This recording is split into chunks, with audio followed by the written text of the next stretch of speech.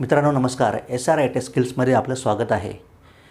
मागच्याच व्हिडिओमध्ये सांगितलं होतं की आपण हे चॅनल का सुरू केलं आहे. तर चला लगेच सुरू करूया आणि पुन्हा एकदा लाईक करा, सबस्क्राईब करा, आपल्या मित्रांना अधिकाधिकपर्यंत पोहोचवा म्हणजे त्यालाही त्याचा लाभ मिळेल.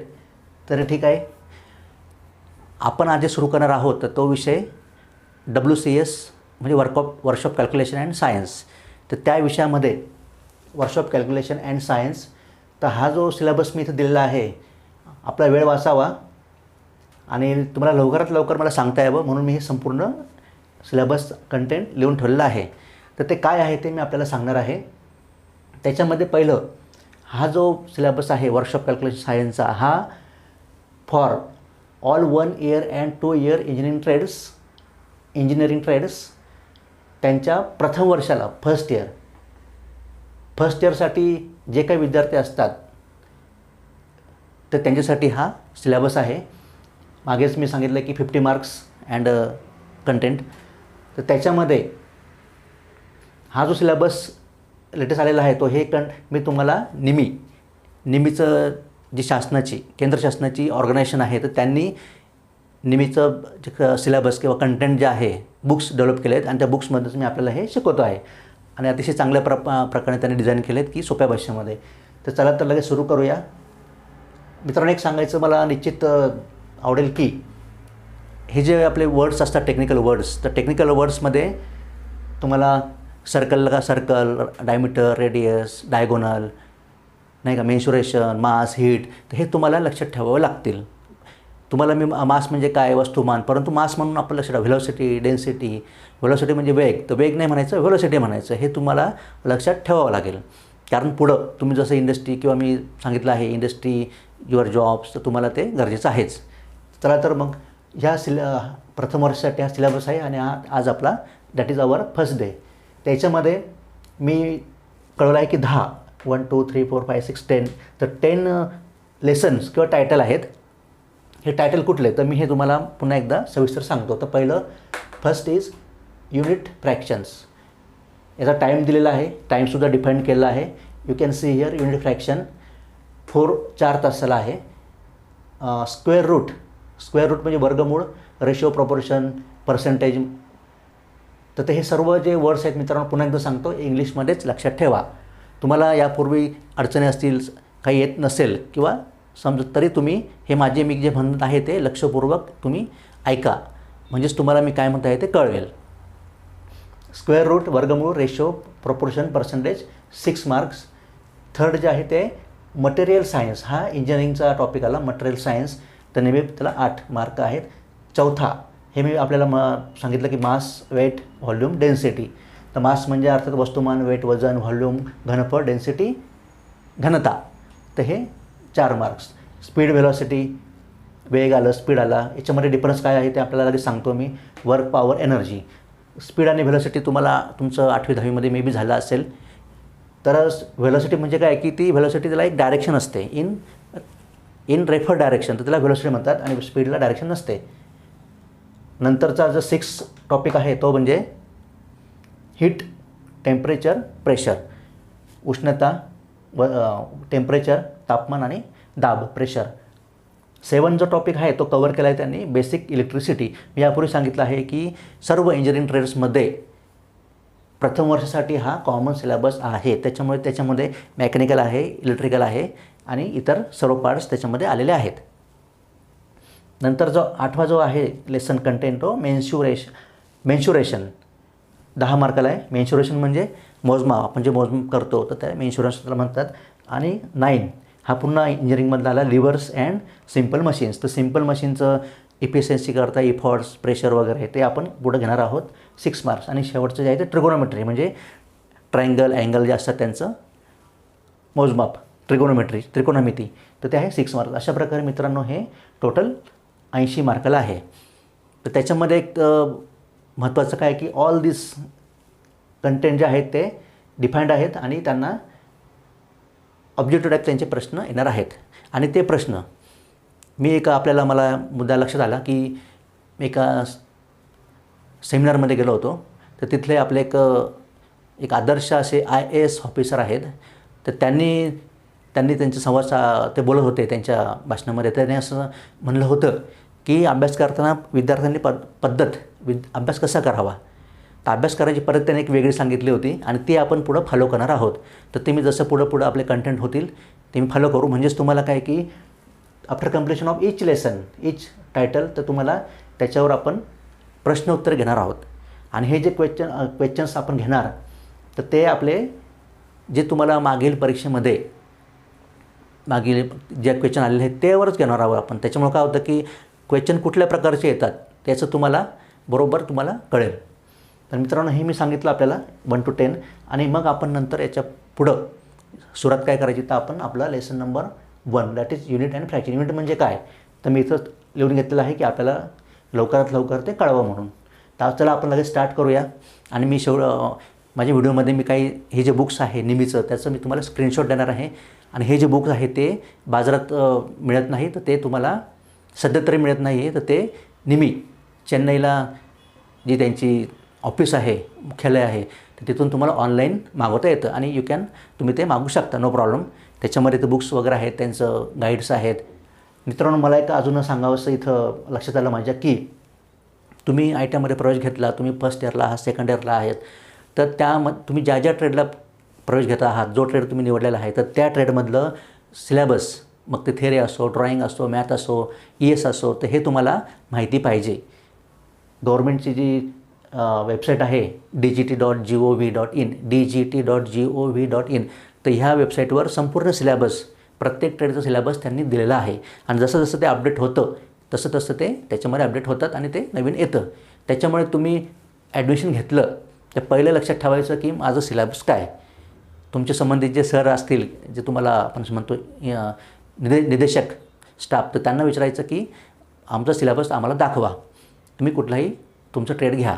तर त्या सिलेबसमधलाच आपला हा एक मॅथचा सिलेबस म्हणजेच मीन्स व्हॉट WCSचा सिलेबस आहे. तर हे लक्षात ठेवा. महत्त्वाच्या टिप्स मला जसं लक्षात येईल तसं मी आपल्याला सांगत जाईल.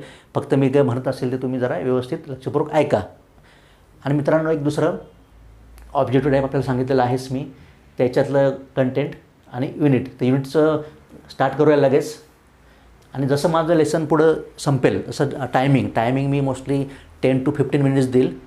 15 may be maximum may be 20 minutes, कारण तुम्हाला समजायला पण पाहिजे.